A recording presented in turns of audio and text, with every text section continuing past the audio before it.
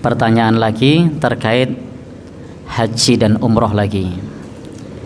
Ada yang berpendapat bahwa saat ini umroh saja, tidak haji.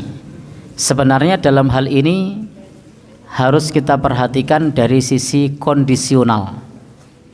Jadi untuk haji saat ini itu kondisional. Maksudnya bagaimana?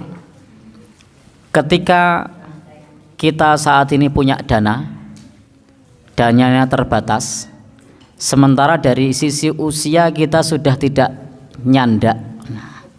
Umure wis 70, antrine Jakarta 55 tahun. Maka yang kita lakukan mana? Yang paling mungkin adalah umroh. Sehingga dalam hal ini adalah sifatnya kondisional. Lakukan yang paling mungkin dan bisa kita kerjakan.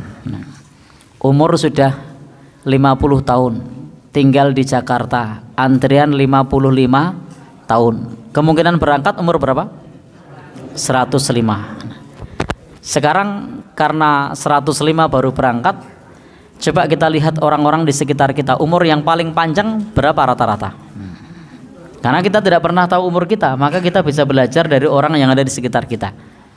Ternyata rata-rata 80. Nah, ini kemungkinan tidak nyandak ini. Maka ketika kita umur 50 tahun, antrian 55 tahun, yang paling realistis apa yang kita kerjakan? Umroh.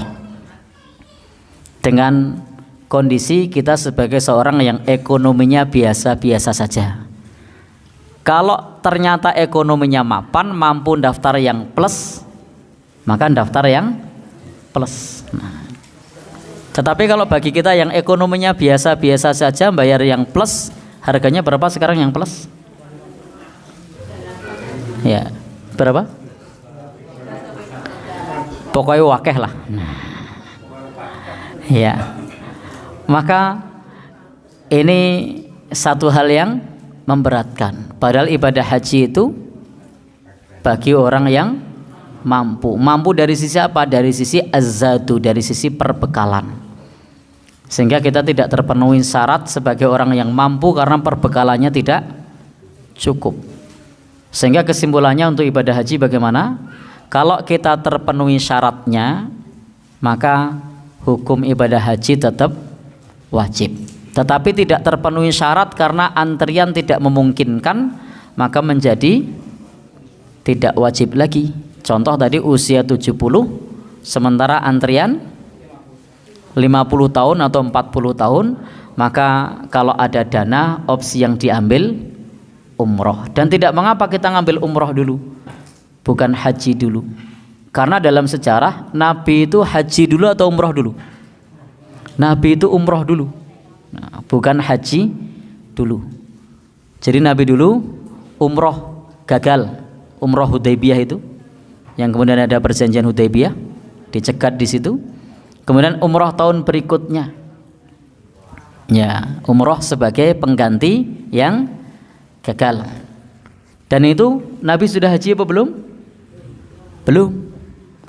Kemudian ada umroh lagi bersamaan dengan haji. Sebelum itu juga ada umroh. Jadi Nabi sudah umroh 3 kali sebelum umroh haji. Tapi 3 kali itu yang pertama gagal, yang kedua sebagai pengganti. Nah, sehingga Nabi umrohnya kalau yang gagal tidak dihitung, sudah umroh 2 kali sebelum haji. Padahal hukum haji wajib, tapi Nabi ternyata umroh dulu 2 kali. Maka disinilah para ulama juga mengatakan bahwa umroh itu sebenarnya hukumnya juga wajib untuk yang pertama. Ya, umroh itu hukumnya juga wajib untuk yang pertama, karena terbukti Nabi itu umroh duluan, baru kemudian haji.